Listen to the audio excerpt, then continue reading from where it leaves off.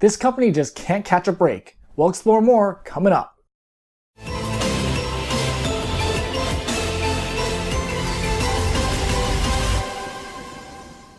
Hey news friends, if you're interested in the latest tech news with a smart and relevant opinion, then you've come to the right place. Please consider subscribing. Today, we'll be talking about Uber's self-driving car fatality. I'm sure by now you heard about the accident. Some of the details are as follows. A 49-year-old woman was struck and killed by the self-driving car. She was jaywalking on a straight but very dark road. The car was technically speeding, going 38 miles an hour in a 35. The Uber safety driver had 2 felony convictions. He or she, the reports are conflicting, was distracted during the incident, possibly looking down at a monitor inside the car. I'll link you to the video if you want to see it, but warning, it is graphic. My opinion on the situation is as follows. First, this is definitely a tragic accident. My heart goes out to the victim's family, but there are numerous reports saying that Uber may not be at fault. And this is because the lady was jaywalking 100 meters from the closest crosswalk. If you look at the video, I can see why the police are saying that. If I was driving that car and that situation came up, I probably would have hit her too. You basically get a split second to react once you see her come out of the shadows. Would I have struck her at 40 miles an hour?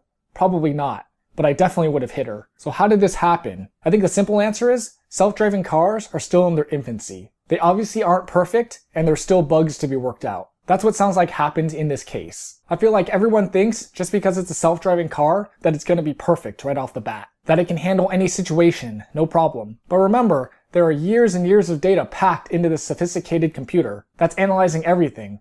Computers glitch too.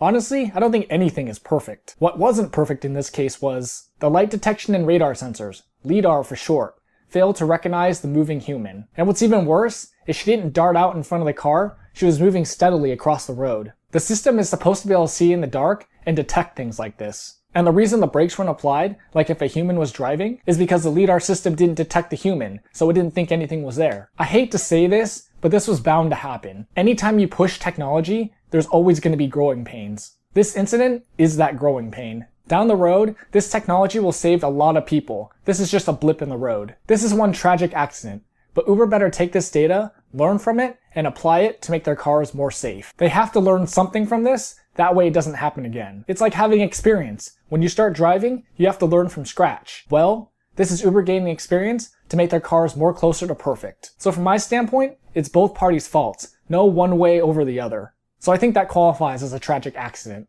Hopefully Uber will take a look at their technology and pinpoint what went wrong and get that fixed ASAP. Join the conversation. How do you feel about this incident? Let me know in the comments. Don't forget to like, share, and subscribe. And remember, until next time, this is Nukem384 saying I'll see you when I see ya.